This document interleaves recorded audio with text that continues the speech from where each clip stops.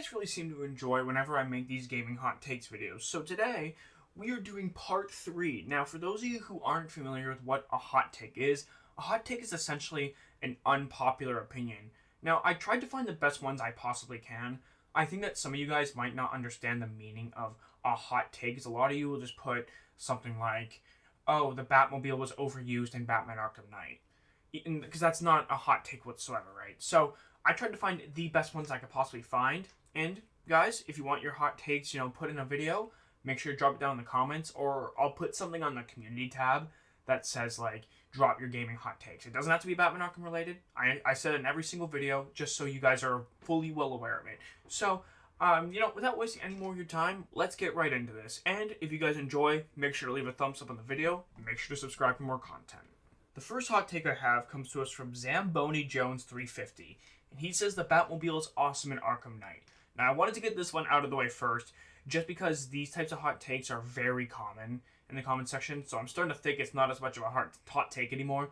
But, yes, I do think it's an awesome little device in Batman Arkham Knight. I do think it's a fantastic vehicle. The combat's extremely fluid, in my opinion. I think it's very good. But nobody really complains about how the Batmobile functions in Batman Arkham Knight. It's more how often it's used, but it's not overused. Not in my opinion, at least, so yeah. Our next hot take comes to us from _N8 the Great. So I'm assuming Nathan the Great. _63 says, GTA is a mid-series. There, I said it. Man, a lot of people are going to be coming at you now. But I really do like the campaign of GTA 5 specifically. I never really got into the other GTA games simply because I was too young to ever get into those games in the first place. And nowadays, I think those games graphically probably don't hold up as well as the ones I'm currently playing. So it's probably harder for me to go back and actually enjoy it the same way like when you guys were kids. But I will say GTA is a good series. I think it's just gotten oversaturated with the online gameplay aspect, with all the money that goes into it, with the shark cards and everything. Rockstar's kind of gotten at least a little bit greedy with trying to make more and more money off that game. And at this point, GTA is just getting milked for more money before GTA 6 gets released. If GTA 5 wasn't making money anymore, GTA 6 would have come out already. That's what I personally think. And I think that's what a lot of other people believe as well. Is it a mid-series? No, it's a fantastic game. There's so much you can do. There's a lot of cool stuff in that game. The campaign of GTA 5, in my opinion, was absolutely awesome. And I know that's not even most people's favorite GTA. I believe that most people's favorite is either San Andreas or GTA 4, but I never played the campaign for those games, so I can't really confirm or deny that. But what I will say is, when I have played GTA, whether it's the campaign or if I'm just going on there just to shoot people, I think it's a very fun game. Our next hot take comes to us from Zari F2-OJ9CM, and he has two hot takes here. Which the first one is, Marvel Spider-Man is a better game than Marvel Spider-Man 2. Now, I do have a confession to make, guys. I've never played Spider-Man 2. And I know that game's not that old, so it's not really that big of a deal I haven't played it. The simple reason why I haven't played it is, I don't have a PlayStation, and it is not available on PC, so I haven't been able to play it yet, unfortunately. However, I do hope either A, maybe I'll get a PS5 at some point, but if that doesn't happen, then I'll probably have to wait till eventually it comes out on PC, because I hope eventually it does, because I would love to play that game. So I can't comment on that. All I can tell you is Marvel Spider-Man is a fantastic game. I love the traversal. The combat's really good in that game. The story's really good. I really do like that game, so I can't wait to play it again. Maybe on the second channel I'll do a Let's Play, or maybe I'll live stream on here or something. As for your next one, you say Batman Arkham Knight is objectively the worst Arkham game. It has the highest of highs of the series, but also the lowest of the lows. Like, you can't really say there is much wrong with any other Arkham game of the franchise, unlike Arkham Knight. I don't think you can say that Arkham Knight is objectively the worst, because I think that's all subjective. What I will say is, I do think Arkham Asylum is definitely the worst of the series. Due to multiple different factors, whether it's, very limited world, or no side missions really besides Riddler trophies. Combat's the worst of the franchise by far. There's just not as much going for that game compared to something like Batman Arkham Knight. As well as the DCs and the DLCs, in that game aren't as good as something like Batman Arkham Knight. So in my opinion, I do disagree with you, but you know what? Your opinion is your opinion, and I respect it. The next comment comes to us from Damian Howard TV, and he says the Arkham games are vastly overrated.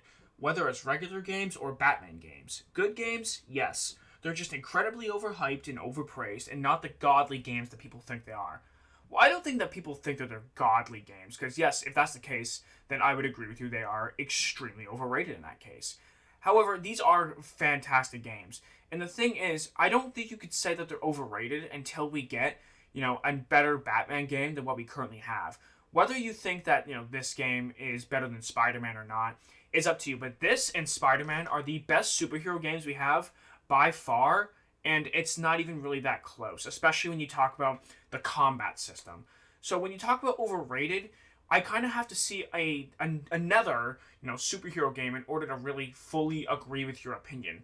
I understand that there might be certain aspects of these games that could be extremely overrated. For example, the story mode. A lot of people, will praise these stories like they're the perfect things, when the reality is they're not perfect at all. Not one of these games have a perfect story. However, does that mean they're overrated? No, but every game does have overrated aspects. So I won't say they're overrated as a whole, but I could definitely see the point you're trying to get at here. And there also was a response to that guy's hot take from BugPlanet8840. And he said, I somewhat agree, especially with how overrated Arkham City is, when it's a 2 out of 10 game at best. Oh boy, people are going to be at you in the comments for that one. None of the Batman Arkham games are a 2 out of 10. At least not in my opinion. I don't think anyone else will rate at most of the Arkham games a 2 out of 10 either. Not even Batman Arkham Asylum, which I've stated multiple times in my opinion is the worst. Pretty much by far, because the other games improved every single aspect. And even that game is not a 2 out of 10. So I think that people are definitely going to be coming at you for that one. The next hot take comes to us from UnkindBlade378. And he says, I have the best idea for Batman Arkham Shadow. I have a perfect villain twist. The Joker, after he has Batman in a hold, is going to reveal himself as the Rat King. And there was a response that said, I would end myself, and I'm not even getting the game. Guys, please, no Joker in this freaking game. Is it going to happen? Probably. But I'll tell you what, I'm willing to come up with a compromise, because I would love to have the Joker in this game in some capacity. Not as that capacity, but, something else. I think that you should make it a DLC, so that if you want the chance to take on the Joker, then you could pay for, extra DLC. Kind of like with the Arkham episodes in Batman Arkham Knight, or something similar to Cold Heart or Harley Quinn's Revenge or whatever. That way, it's optional and you're not forced to play up against the Joker. I think that's a fair compromise. Our next hot take comes to us from DJB9267. And he says, Arkham Batman is a terrible but fun version of the character. And I really wish you went into detail as to why you think this, because then at least I can have something to talk about here.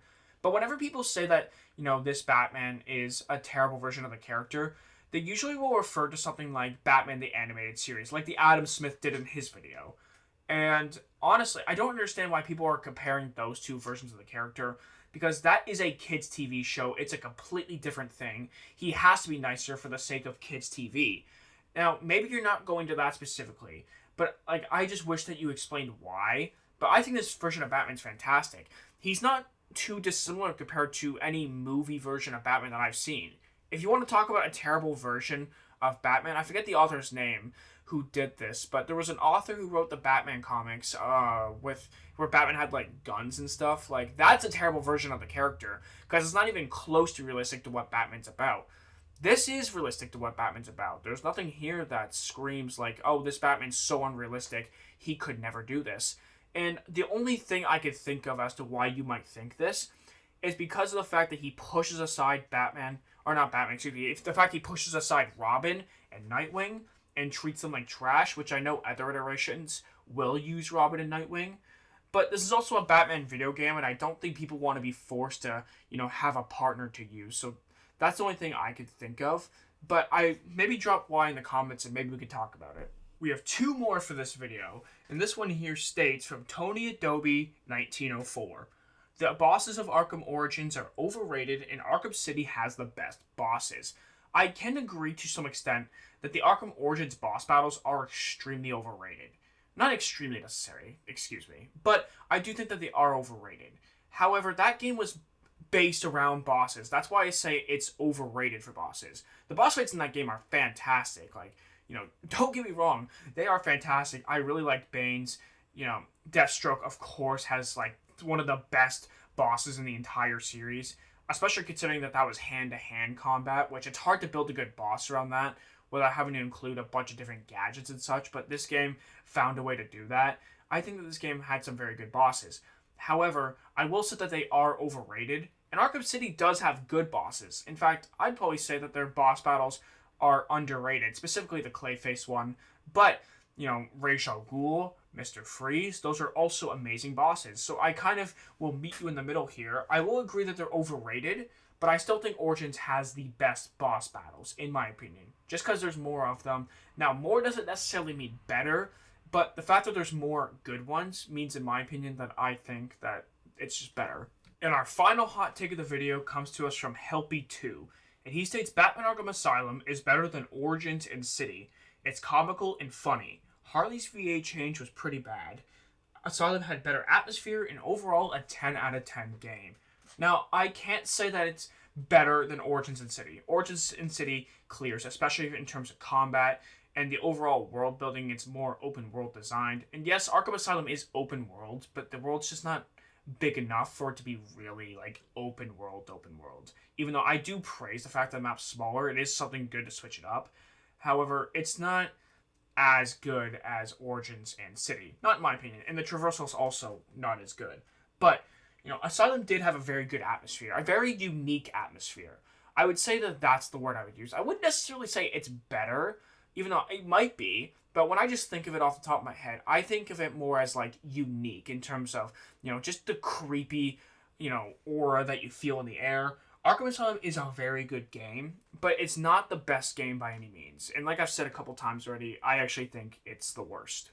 And these are your guys' gaming hot takes. If you guys have a hot take that you want put in a video, make sure you guys drop it in the comments below. Or like I said at the start of the video, I'll put up a community tab thing for you guys so that you guys can drop your hot takes. So make sure you drop your hot takes down in the comments. I just want to give a big shout out to those of you who do support this channel. I do very much appreciate every single one of you. And if you want to become a member today, click the join button right underneath this video. That does entail shoutouts at the end of each video, early access to new videos, as well as your own personal videos that nobody else gets access to besides you. So if you want to join, make sure to click the join button today. As well as if you enjoyed the video, make sure to leave a thumbs up, make sure to subscribe for more content, and as always, thank you so much for everything, guys. I do appreciate each and every one of you, and I hope you all have an amazing day. I'll see you guys in the next one. Peace!